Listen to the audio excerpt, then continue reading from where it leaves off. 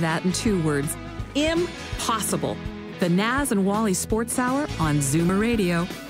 Good morning. Welcome back to the Naz and Wally Sports Hour. We are live from Liberty Village in downtown Toronto. We've been unable to connect with Eugene Melnyk. Unfortunately, he's driving through Michigan this morning, and we'll keep trying. And we'll have Leo Rautins shortly on the show. And you were just mentioning Greg, talking about Leo and Father Thompson. Did the two of you graduate at the same time? We spent the same years at same years at Leo left a year early to go and play for Syracuse. Left a year early, and you played some basketball with Leo, did you not, Greg? We did. We played 3 years together at St.Michaels. Tell us a little bit about those teams. Primarily, I was covering his man on defense. He was down at the offensive end. No, just absolutely phenomenal player. I think a lot of people wouldn't realize that the summer of grade 11, Leo made the Canadian men's team, not the junior team, the men's team. He was the age of 16 at the time. And he was second team All-World at the World Championships in the Philippines that year, and then had to second team All-World. Second team All-World, and then at the age of 16. At the age of 16, then had to come back and play in the Toronto Catholic League in grade 12. So it was quite the undertaking the following year. Every gym was just packed to try and see Leo. Just a phenomenal player and just a great guy. And tell us a little bit about those St. Mike's teams. Were pretty renowned around the country. I mean, obviously with Leo being on the team, they were pretty successful, and I'm sure there was some contribution from you as well. What particular position did you play on those teams? I played point guard. Okay. But it didn't mean a lot. I never saw the ball. Leo had it. No, it was a great player. And the 1 year, Leo's final year, it was, I think, one of the few times the Canadian team was ranked in the top 10 in the United States. And really, it really was Leo. In the United States? Yeah. Wow. It really was Leo. It was... we had 12 guys plus Leo, and the other 11 guys, we just ran and covered guys, but Leo was phenomenal. Let me ask you, for the difference between St. Mike's and a lot of schools is generally most high school students just attend the high school in their community, in their area, the one where they grow up, and then the high school is like 20 minutes, 5-minute walk or 10-minute walk. St. Mike's is a choice for most people. And was it a choice for you? And why did you make St. Mike's your choice? It was similar to Father Thompson. I had just come to Canada, and my first grade school teacher, her husband had gone to St. Mike's, Tom Sheedy, and his uncle was Father Sheedy, who was principal in the 60s, actually when Dave Keon would have just been ending up. And so he introduced me to St. Mike's and went down and took a look at it. And similar to Father Thompson, I knew that was the place that I wanted to be. And in those days, you could apply to schools outside of your own region. I did not live in the area, and then ended up there. It was just a phenomenal experience for myself. We now have on the line Leo Rautins. Leo, Raptors analyst, and of course an illustrious graduate of St.Michaels College School. Good morning, Leo. Good morning, guys. How's everybody there? Everybody's great. I'll give you the opportunity to say good morning to Father Thompson and to Greg. Go ahead, Leo. Good morning, Father. How are you, Greg? Good to talk to you guys. Hopefully we can even sneak out for a lunch soon one of these days. Good morning, Leo. It's always a pleasure to talk to you. Morning, Leo. Leo's, of course, an illustrious St. Mike's grad. Not on the hockey side, though. Leo, just so you're aware, we just finished talking hockey with Dave Keon, so we're going to change gears a little bit. I'll tell you my Dave Keon story. Oh, then we've got to hear it. Go ahead. Tell us your Dave Keon story. Okay. All right. How about this? So just like any other kid growing up in Toronto, I had my number 14 Leafs jersey, Dave Keon. So years later, I'm playing for Syracuse, and I'm injured. So we're at the University of Connecticut, and we're actually in Hartford playing, and I'm out there before the game just getting some shots, trying to see how my knee feels. And I see this guy staring at me. So, kind of weird, just look back, and the guy keeps looking at me. And all of a sudden, this guy starts walking towards me. I go, that looks like Dave Keon. No. Wait, this is Dave Keon. And he starts walks right up to me, sticks his hand out, says, "Hey, I'm Dave Keon." Like I know who you are, right? He goes, "Hey, pleasure to meet you. I've been following your career." All of a sudden, I go, "What? Dave Keon's been following my career?" Like, I grew up watching this guy. I got his jersey, the whole bit, and it just floored me. It completely took, because I guess he was playing for Hartford at the time, and so about a week later, I get a letter at the Syracuse University at the basketball office, an autographed picture of Dave Keon saying, "Hey, great to meet you, and following your career, the whole bit." I go, "You got to be kidding me! It's like too good to be true." So that's my Dave Keon story. You know what? That's a priceless story, and it tells something about. And thanks for sharing that story, Leo, because I've got to know David a little bit in the last few years. He's obviously he's become a little bit more of a public figure in the Toronto area, and I've always thought Dave Keon was misunderstood by a local press in the Toronto area that was just looking for a story. The Dave Keon that I know is a very humble, very articulate, very funny, and they used to use this word about, he's a gentleman, and they used to use this word quite more often in the old days than they do now. You very rarely see the term gracious used as an adjective about a person's character, but that describes Dave Keon in my interactions with him. He's just a very gracious man, and that's a great word. That's a great word to describe him, without a doubt. And the little things that he does, he's not looking for public recognition. He's happy to do little things for people, and he doesn't need it published in the newspaper. And that's your story. He didn't. He went out of his way to make a young man like you happy. And there's countless people that Dave Keon's done the same thing for, and that very rarely gets reported, and it's unfortunate.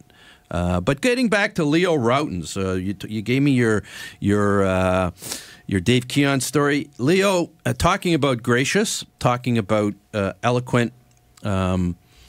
The communications director at St.Michaels College, Michael DePellegrin, was kind enough to forward to me a copy or a link about an address you gave to St. Michael's, the graduating class of 2016, and it's posted on YouTube. And I don't want to embarrass you, Leo, but to all the St. Michael's alumni or students out there, if you haven't seen this, please go to YouTube.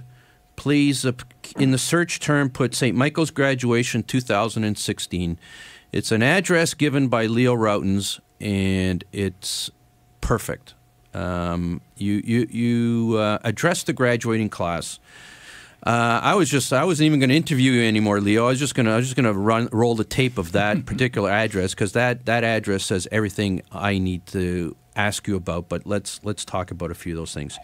In that address, Leo. Wait. First of all, I got to interrupt you here, though. Yeah. I have to interrupt you because that guy sitting next to you over there, Greg Hook. Yeah, he gave you the introduction. What actually happened is, he wrote that whole thing. He wrote all my papers at St. Mike's, so I can't take credit for any of that. Okay, Leo. Anyways, I'll send you $5. You may not have written it, and I'm sure you did. They have plagiarism rules at St. Mike's, so if that ever got out, be careful. But I know you wrote it, and you delivered it, and you delivered it with heart, and you were eloquent, you were funny, you were poignant, and you were wise. So all the St. Mike's people out there, or anybody else facing challenges, by all means, go check that out. It's really a remarkable piece, Leo. Congratulations on it. And I just want to touch on a couple of pieces that flow from that. And I raised that question with Greg Hook just before this. St. Mike's is part of a minority of schools in the sense that it's a choice. People choose to go to St. Mike's. They don't necessarily just go there because it's the high school around the corner. Why did you choose to go to St. Mike's? Well, actually, my brother went there, and obviously, he had a tremendous experience there and played basketball there for Dan Prendergast. And so it was pretty much for me, it was a foregone conclusion that I was going to follow in my brother's footsteps and go to St. Mike's, play for, Coach Prendergast. And I had the opportunity to be introduced to Coach and actually participate in some St. Mike's practices prior to even going to high school. So my love for St. Mike's was established early on. My relationship with Mr. Prendergast and a lot of other people within the school was established. And my parents felt, obviously, with the connection with my brother, my parents felt extremely strong about the school and the values and what it brings and gives you. So there was really no question where I was gonna go to school. Is there one central lesson? There are a lot of lessons in that commencement address you gave, Leo, and a couple of metaphors. The one that sticks in my mind, because it's a basketball metaphor, is in life, bounce the ball. Don't let the ball bounce you. What do you mean by that? And is that a lesson you learned at St. Mike's? Yeah, actually, I tell that story all the time. That Hugh McDougall, the vice principal of the school at the time, he just grabbed me one day.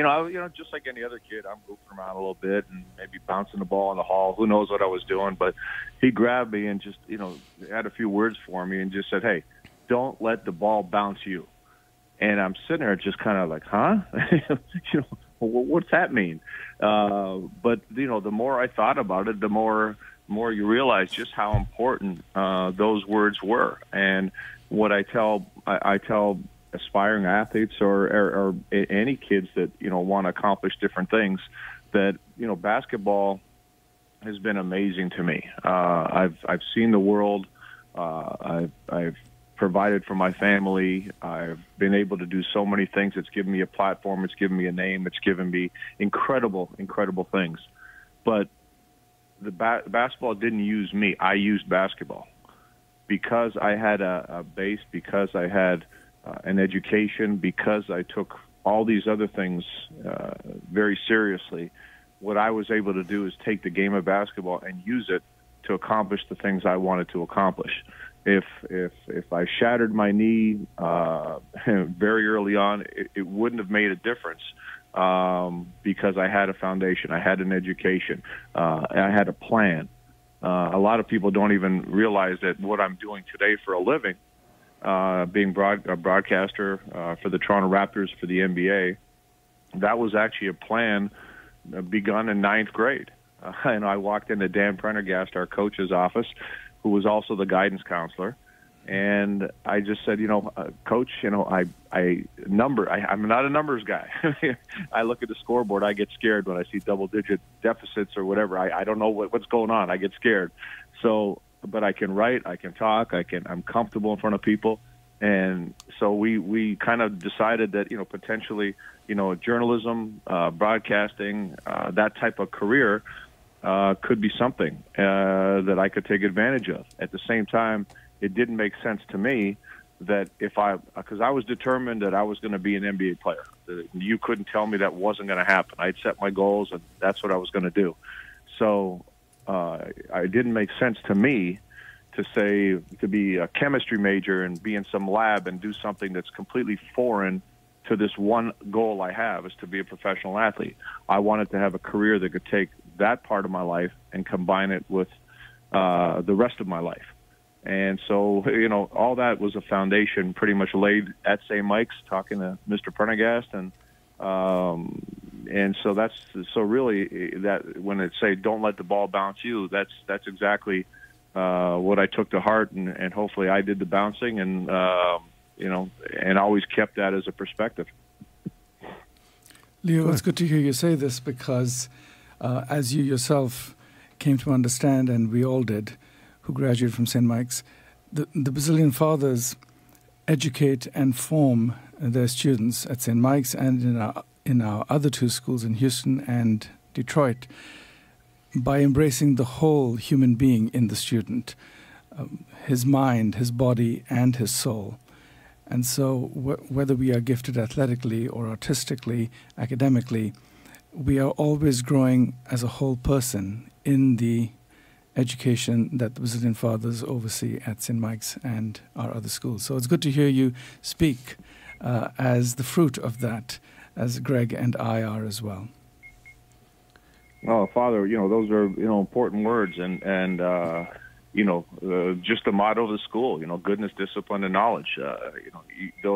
To all those factors. I think especially in today's environment, I've often said to many, many people that I feel bad for people that will never have the experience that I had at St. Mike's, where people cared so much about you as a person, your faith, your future, your every aspect of your life.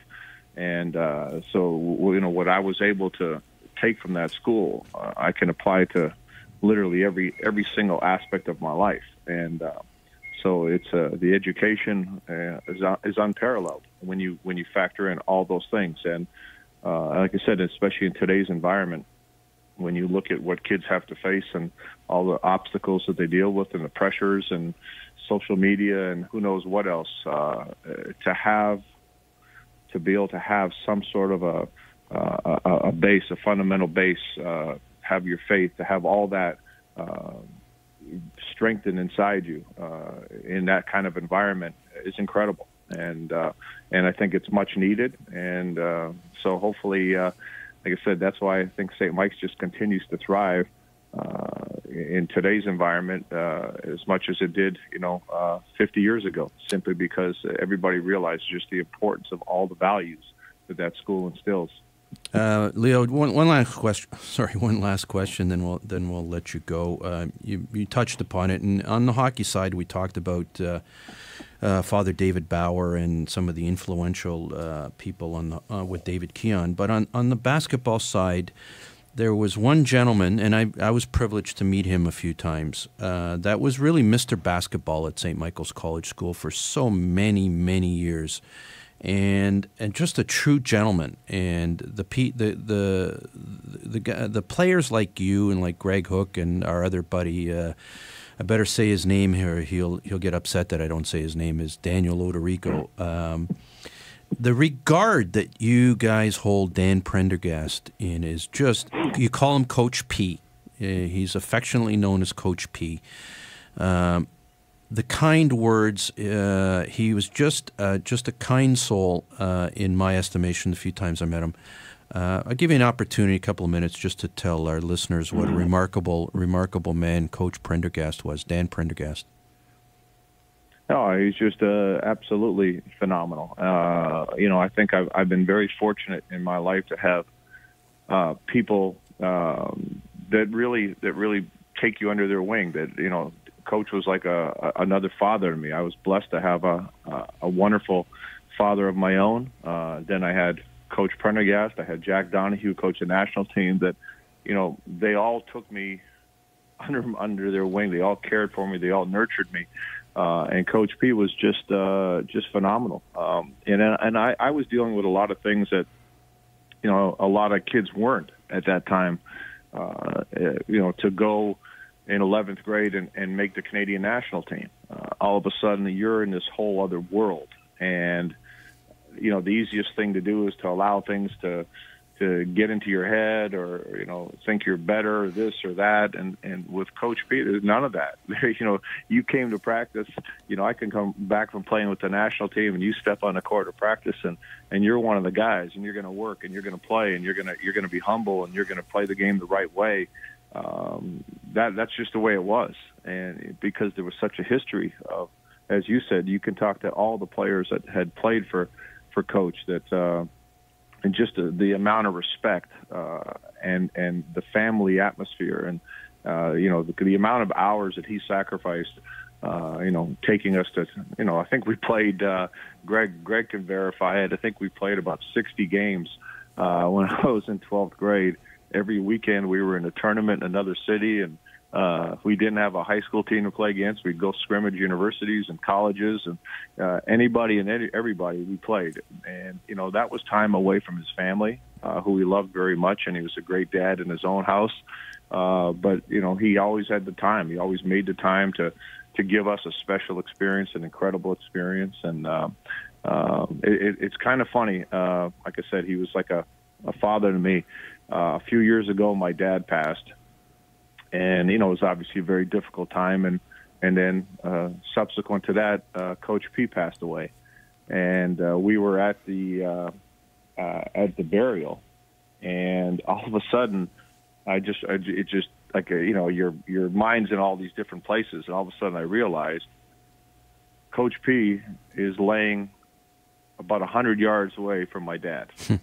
Leo, in the same cemetery, you know? So, it's kind of coincidental, and maybe it's fate as well. Leo, we're going to have to, unfortunately, draw this to a close. I've got a few minutes left, and I know Father Thompson's got a few things he wants to say, so we're going to let you go right now, Leo, and we want to thank you so much for coming on the show. Appreciate it.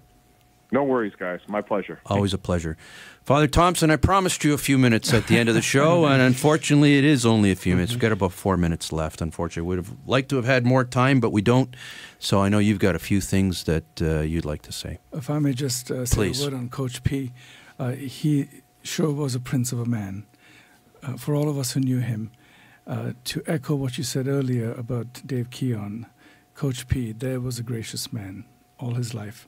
And we are blessed to have his 2 grandsons in the school right now. Oh, wow. God bless him. Our students at the school are overheard sometimes to say among themselves, it's cool to do well in school. Now, that's a great culture to be living with and working with. They want to excel. They want to succeed. And it's not nerdy to do so. So at St. Michael's College School, we do excel, and we encourage them to excel in their academics, in music, in the arts, and certainly in athletics. That's an important and healthy part of human life. And because we embrace the whole student, his mind, body, and soul, we excel in all these areas. We are blessed to have had a lot of good press in athletics. As never hurts. Right now. But go anywhere, and there's a successful St. Michael's man leading the way in whatever area of life we may be part of. Interesting, and thank you so much for those comments. How many, like you said earlier, it's not just grade 9 to grade 12. It's grade 7 to 12. It's grade 7 now. Grade 7 was instituted, I believe, in the late 90s. That's right. So it's and it's a school full of kids from everywhere, isn't it? It's from all over Toronto. It's from different backgrounds, and it is a happy place to be because we learn from each other. Our focus on service to the community is very strong, and I tell the young men, I speak about this often, that I am convinced that when they graduate, they emerge as the face of Jesus Christ in our world, a world that desperately needs that so much.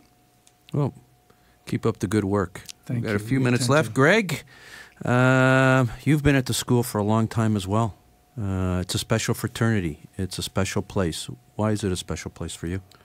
Yeah, it truly is. I started there in 1975, and Leo Rautins was there, and the other guests that couldn't make it in, Eugene Melnyk was there. We played on the tennis team together. And it's what Leo says. We were actually with another alumnus on Friday afternoon for hours, and he said the exact same thing Leo did, that you can't describe what St. Mike's means to you. But it was Danny Orderico that said it's just something that's not describable, but everybody that went there knows exactly what it is. And it really, the Basilian Fathers being a massive influence on my life and the direction that I've gone. So it's just been great. Very quickly, Father Zinger passed away. A few kind words about Father Zinger. Well, on my first day of grade 9 in 74, he was my religion teacher. I had never seen a priest who was also my teacher before that in my life. And in many ways, I am who I am, Father Jeff Thompson, because of Father Zinger. And I know there's an outpouring of affection. He devoted his life to St.Michael's College School. He devoted his life to his students. He loved his students and his faith. And we knew it. Yes. Listen, I'm just going to say thank you so much. Father Thompson, Father Jefferson Thompson, President of St. Michael's College, it's been a pleasure. Mine too, thank you. Greg Hook, it's always a pleasure. Thank you so much. Thank you so much for joining us, and it's been interesting. I appreciate it. God bless. God bless. It's been a great week on the Naz Wally Sports Hour. Next week, we'll have Naz back, and to all our listeners, have a fantastic, healthy week. Thanks so much. The Naz and Wally Sports Hour is a paid program. Opinions expressed on the show are those of Naz and Wally and their guests. You're listening to Zoomer Radio in Toronto, CFZM AM 740, and CFZM FM 96.7 in downtown Toronto. Owned and operated by MZ Media Incorporated. Zoomer Radio, timeless hits. Good morning. I'm Bob Shepard with the Zoomer Radio News at 10 o'clock. It is 11 degrees.